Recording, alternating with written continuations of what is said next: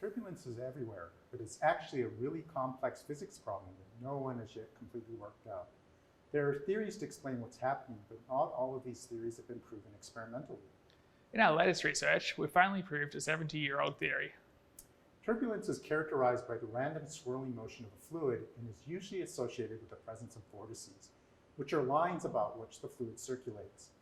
Understanding and accurately predicting the chaotic swirling motion of the turbulent fluid remains one of the greatest unsolved problems in classical physics, despite the fact that turbulence is so common throughout nature and despite the importance of turbulence in many engineering problems. It turns out that the behavior of a turbulent fluid depends strongly on its dimensionality.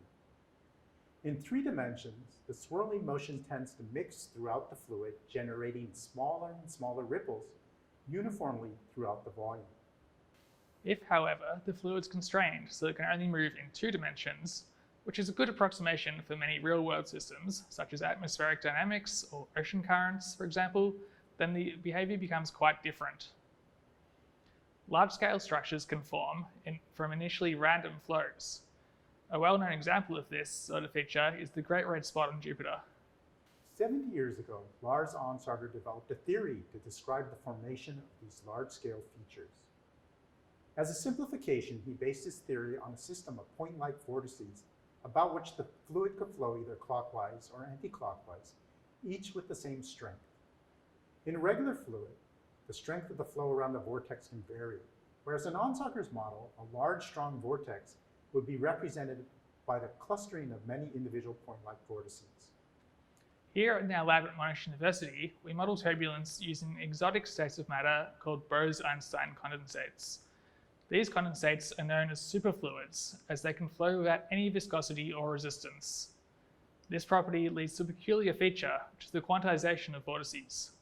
This means that the fluid can only exhibit circular flows of a fixed strength, which is reminiscent of the point-like vortices used in Onsager's theory.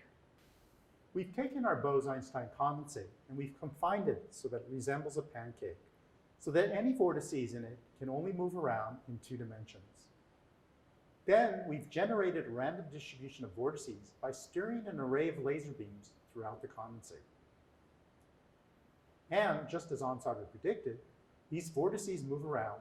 They tend to arrange themselves into groups of vortices that all spin in the same direction.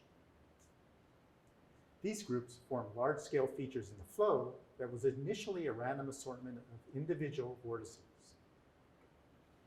By studying the behavior of these point-like vortices, we can further our understanding of turbulence. This may help us better understand more complex systems, such as weather patterns or the flow of electrons in a 2-dimensional material.